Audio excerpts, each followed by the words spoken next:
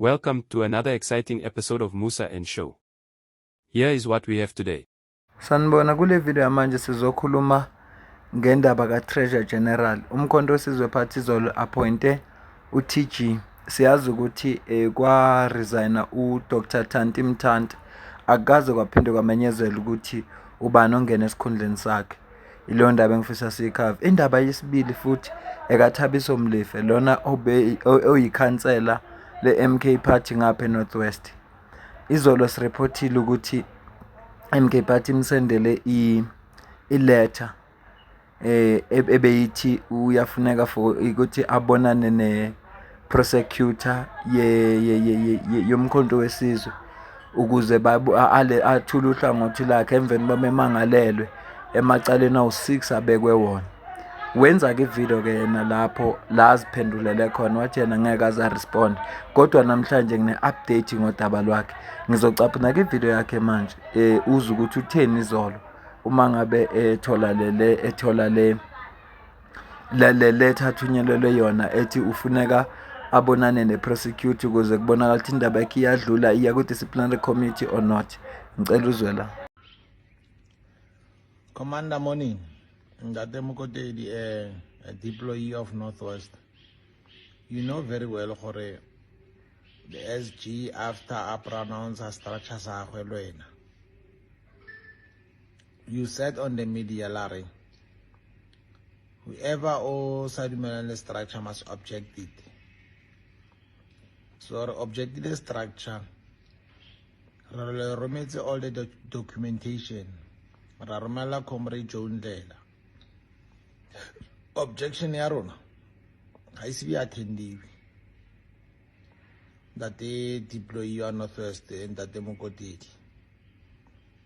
I was assaulted. Get assault you again 1 hour coordinator. Yeah, MK Northwest they appointed in alone. 1 hour is a member of ANC. I get go for the report. I beg to report that Ndate Mokotedi when I convener the deployee for I was attacked during the proceedings of the council. Got again a deployee alena. I mean got again a coordinator alone elema appointed.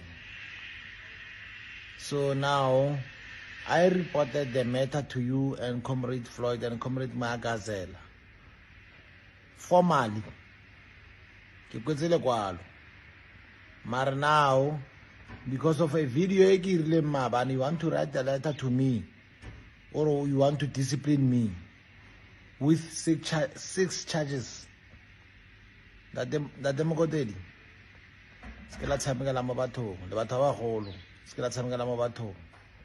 I'm not gonna respond to that later. Take your decisions, do whatever that you want to do, but I'm not going anywhere.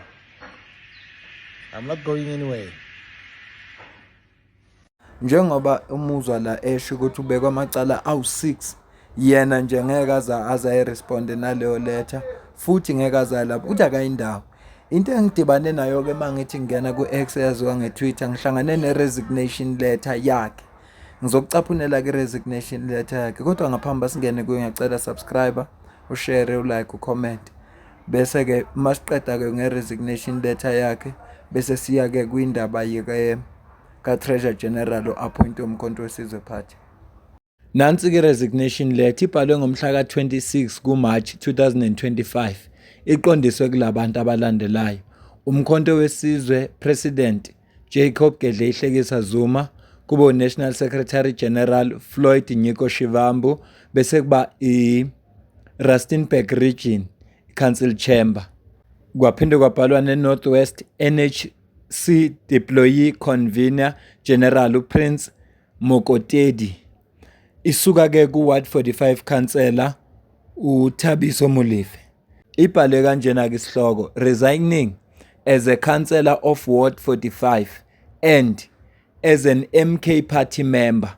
Uthi-ke ngokuzithoba ngiyanazisa ukuthi ngithathe isinqumo sokuresigna sokusula kwiposition yami ekuba yikhanselela ku-Ward 45 njengamanje.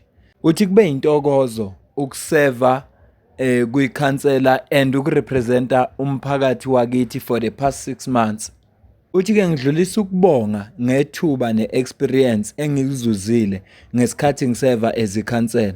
Kube yi-privilege, shithi kube yinhlanhla ukusebenza nabantu abazinikele improving equality yempilo zabantu neprovince yase Northwest, iregion le ikakhulukazi Ward 45. Uthi kulokhu ngifisa ukudlulisa ukungaphatheki kahle kwethu nesenzo futhi esingekho sihle senziwa yi-National High Command ukuthi asibukele phansi. Kudala ngilwa izimpi zomkhonto wesizwe party ngingedwa kuleli site.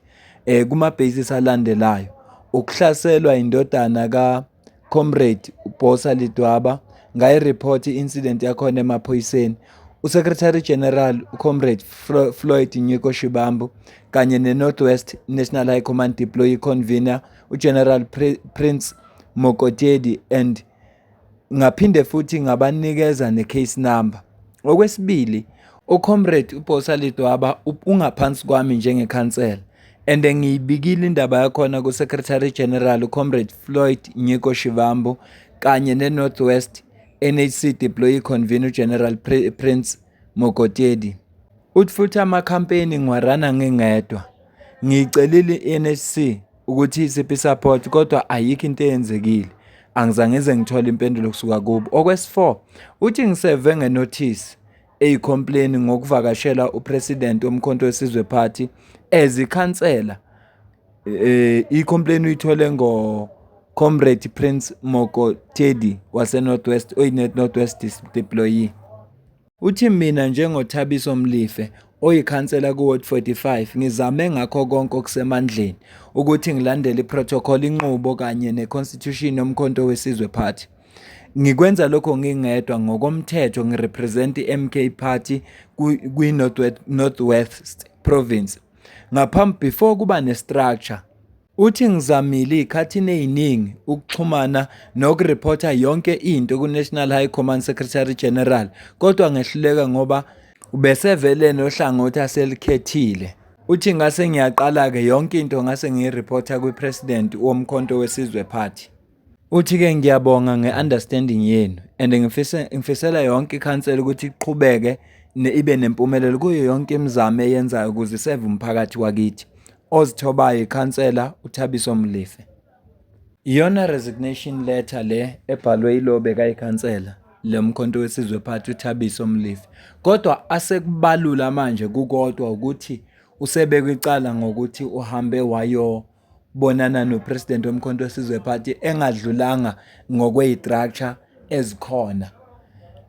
Kodwa akusiyo yodwa leyo into abeke yona. Amacala accuselwe kuwo awu6.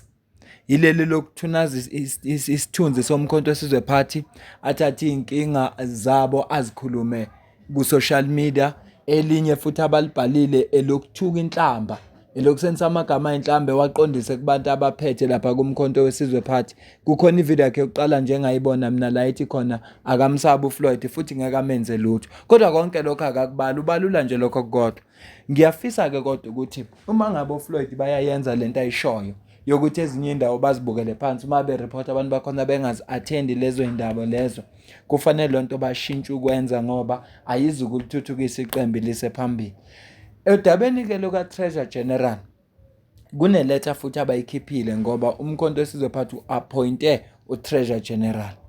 Le statement ke siphuma eofisini lika President sikhishwe ngomhla ka27 kuMarch 2025. Isihloko sithi Statement of umkhonto wesizwe party President Jacob Zuma on the appointment of the Treasurer General of the party. Sifundeka kanje.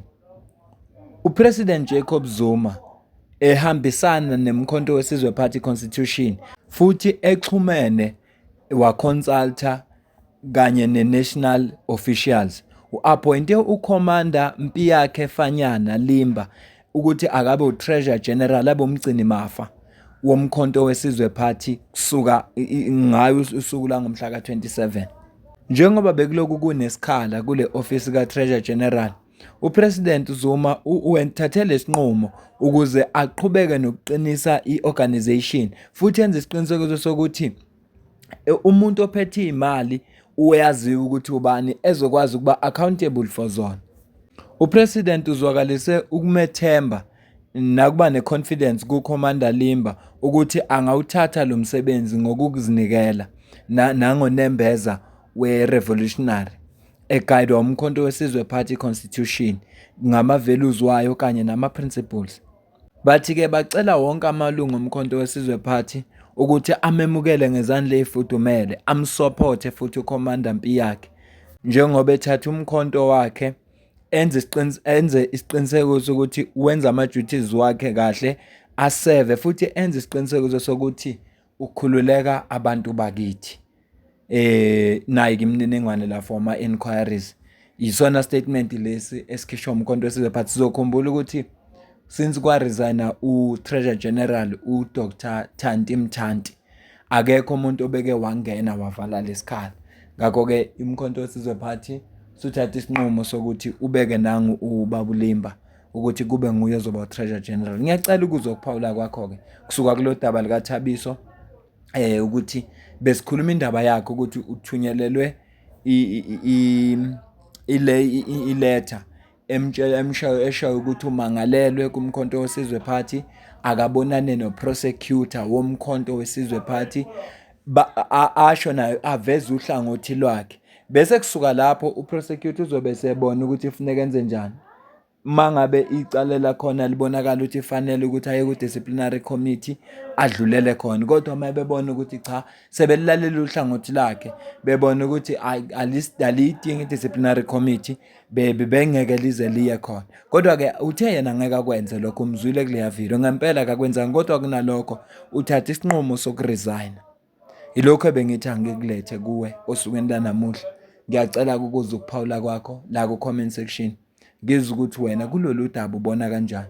Mina nawe asidibane kwivideo elandelayo. Ngiyabonga.